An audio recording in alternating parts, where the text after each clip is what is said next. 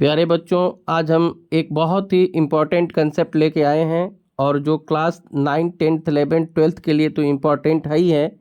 साथ में अगर आप CUET की तैयारी कर रहे हैं, JEE की तैयारी कर रहे हैं, नीट की कर रहे हैं, TGT, PGT, किसी भी एग्ज़ाम्स की अगर आप तैयारी कर रहे हैं और अगर उसमें आपका एक सब्जेक्ट केमिस्ट्री है, रसायन विज्ञान है, तो रसायन विज्ञान में ये इलेक्ट्रॉनिक कॉन्फ़िगरेशन, इलेक्ट्रॉनिक विन्यास ये ज़रूर पूछा जाता है। आप ये देख रहे हैं, ये आवर्त सारणी है। आवर्त सारणी में ये लगभग 118 तत्व हैं, जिसमें पहले हाइड्रोजन है, लिथियम, सोडियम, पोटेशियम, हलीना के रब से कर फरियाद पहले ग्रुप में है। फिर बेटी मांगे कार, स्कूटर बाप राजी, ये सेकेंड ग्रुप है जो S ब्लॉक का है। और ये D ब्लॉक है। D ब्लॉक में ये 3 से लेकर के और 12 तक ये ग्रुप्स हैं। और 13, 14, 15, 16, 17, 18 ये आपका P ब्लॉक है और नीचे F ब्लॉक है। तो अब समझने की बात ये है कि ये P ब्लॉक में ही क्यों रखे जाते हैं, ये D ब्लॉक में क्यों रखे जाते हैं, ये S ब्लॉक में क्यों रखे जाते हैं और ये तत्व F ब्लॉक में क्यों है। तो इसका रीज़न, इसका कारण आप इलेक्ट्रॉनिक विन्यास से ही समझ सकते हैं। अगर इलेक्ट्रॉनिक विन्यास को आप समझ लेते हैं तो कई चैप्टर आपके क्लियर हो जाएंगे। इलेक्ट्रॉनिक विन्यास को समझने से आप मूल कंसेप्ट से लेकर के स्ट्रक्चर ऑफ एटम, आप आवर्त सारणी, तत्वों का आवर्ती वर्गीकरण, केमिकल बॉन्डिंग, यानी कि आप कह सकते हैं कि पूरी केमिस्ट्री, ये पूरी केमिस्ट्री जो है, ये टोटल केमिस्ट्री, चाहे ऑर्गेनिक हो, इनऑर्गेनिक हो, ये फिजिकल हो, आप समझ लेंगे।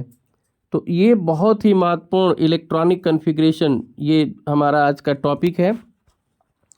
और जैसा आप समझते हैं कि जितने भी सब्सटेंस हैं, जितने भी पदार्थ हैं, वो सब एलिमेंट से ही बने होते हैं। एलिमेंट से, जो कंपाउंड हैं, यौगिक हैं, एलिमेंट से बने होते हैं। और एलिमेंट किस से बना होता है? एटम से। किसी एलिमेंट में लार्ज नंबर ऑफ एटम होते हैं, असंख्य परमाणु होते हैं। उन वैसे तो मूल कंसेप्ट में उनकी गणना भी की जाती है, N=W/m करके।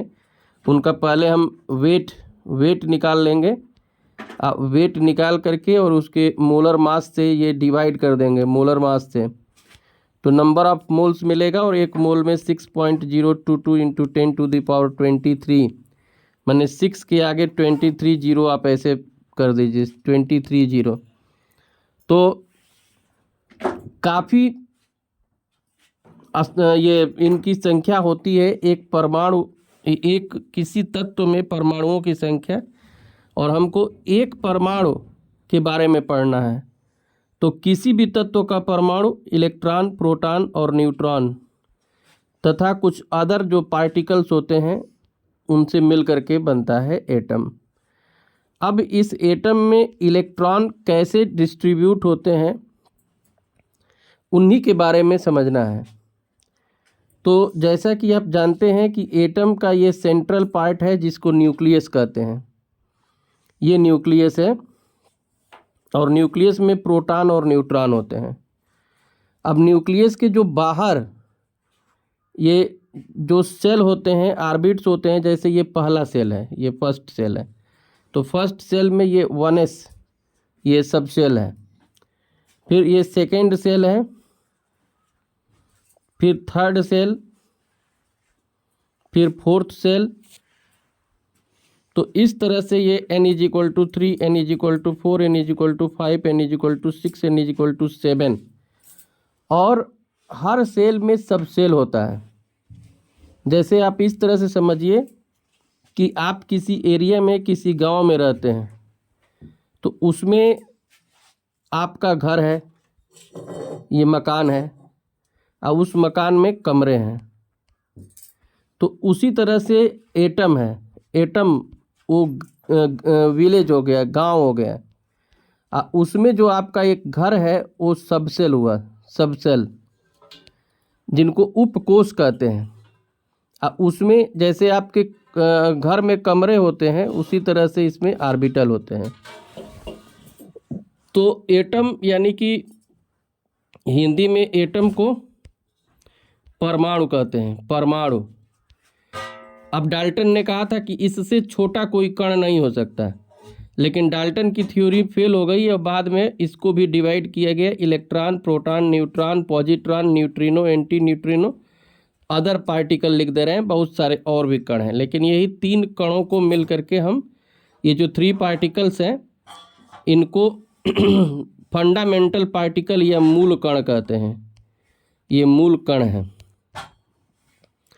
तो अब परमाणु में जो ये संरचना है, न्यूक्लियनिक विन्यास है, ये पहले जो है सेल वाइज इलेक्ट्रॉनिक कन्फिग्रेशन भी आप KLMN में कर चुके हैं, KLMN। जैसे K में 2 इलेक्ट्रॉन होता है, L में 8 होते हैं, M में 18 होता है, N में 32 होता है, और ये सब सेल वाइज है। तो अब जैसे ये सब सेल 1 में ये आपका जो है फर्स्ट अगर सेल है तो इसमें जो सब सेल हो गया ये 1s,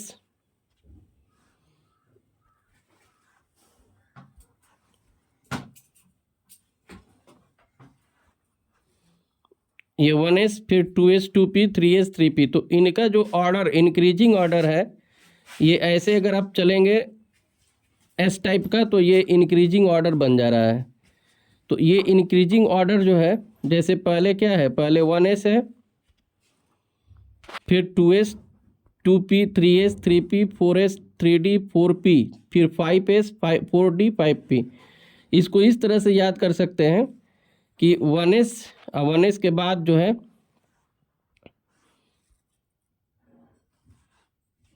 ये 1s है, 1s के बाद 2s 2p है, फिर 3s 3p, फिर 4s 4p के बीच में 3d, 5s 5p के बीच में 4d, और 6s और 6p के बीच में 4f 5d है। तो sp के बीच में यहाँ पर 4s और 5s 5p के बीच में 4d। तो ये 3d 4d 5d, ये तीसरे से तीसरा d घुस रहा है, तीसरे से तीसरा d जो है, ये तीसरे से, ये मान लीजिए 1s हो गया, फिर इसका 2s 2p 3s 3p, अब होना चाहिए 4s 4p 5s 5p, लेकिन बीच में ये 3d है, तो इसको याद करना है। और यहाँ पे ये 6s और 6p के बीच में ये 4f और 5d आएगा, 6s, और इसी तरह से ये 7s 7p के बीच में 5f 6d होगा। ये आपको स्क्रीनशॉट इसका ले लीजिएगा, ये ऑर्डर बिल्कुल याद होना चाहिए कि जैसे ये 1s है, फिर 2s 2p है, फिर 3s 3p, फिर 4s, अब 4p के बीच में ये 3d है, 3d। तो इसमें अगर इलेक्ट्रॉन को आप डालेंगे तो पहले जैसे हाइड्रोजन है, हाइड्रोजन में 1 इलेक्ट्रॉन होता है, तो 1s1। हीलियम है तो हीलियम ये 1s2 हो जाएगा, तो s में मैक्सिमम 2 ही इलेक्ट्रॉन होते हैं, अब p में 6 होता है।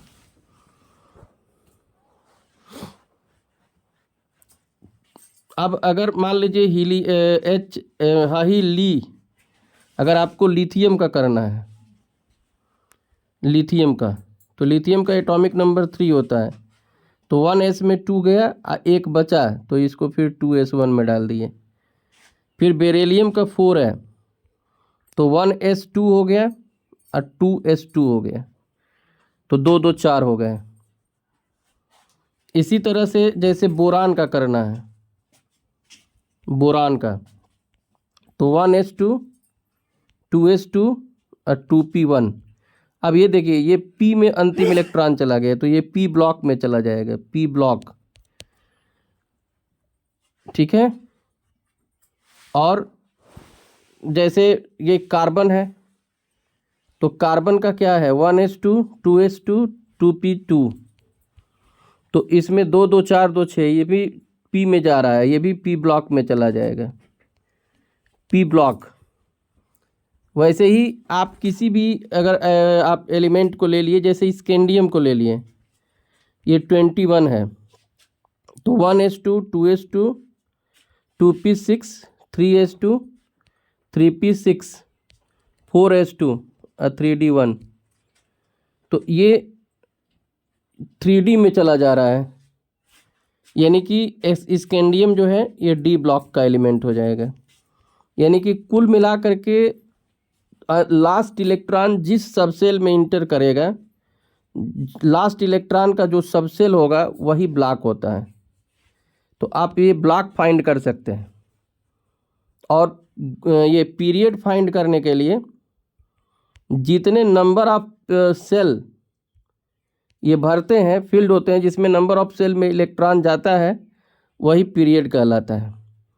अब ग्रुप के लिए अगर एस ब्लॉक का है तो उसका जो ग्रुप नंबर होता है outer cell electron, group number ये क्या हो जाएगा, outer cell electron, outer cell electron S block के लिए। अगर पी ब्लॉक का ग्रुप नंबर निकालना है तो 10 प्लस कर देते हैं आउटर सेल इलेक्ट्रॉन में। तो क्योंकि एस पी के बाद डी आता है, अगर डी ब्लॉक का है तो outer cell electron plus second outer cell electron, ये दोनों को जोड़ करके और 8 घटा देते हैं।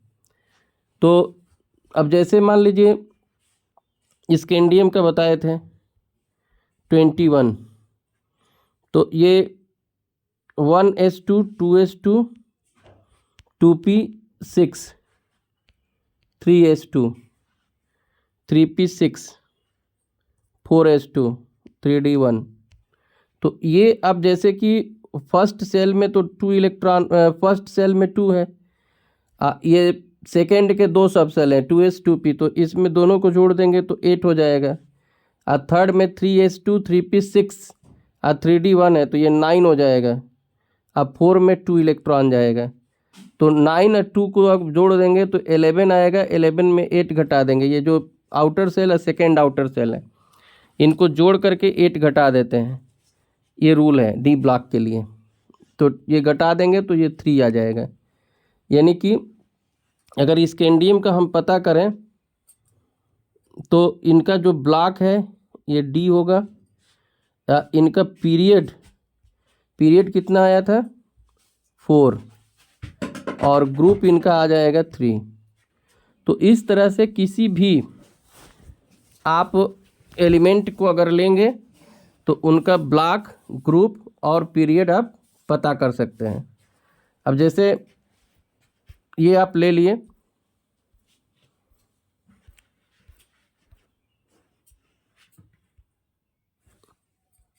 ये हाइड्रोजन है और हाइड्रोजन में 1 इलेक्ट्रॉन होता है तो 1s1 हो गया, हीलियम में 1s2 हो गया, लिथियम में 1s2 2s1। ये भी एक तरीका है कि इनर्ट गैस को ये पहले लिख देते हैं, helium, neon, argon, krypton, xenon. तो ये सारा इलेक्ट्रॉनिक विन्यास इसमें किया गया है। आप स्क्रीनशॉट ले करके घर पे इसको प्रैक्टिस कर सकते हैं। और अगर आप इलेक्ट्रॉनिक विन्यास को समझ गए तो पूरी की पूरी केमिस्ट्री आपको समझ में आ जाएगी। तो अभी इसको डिटेल्स में और हम समझाएंगे। आज बस इतना ही। Thank you.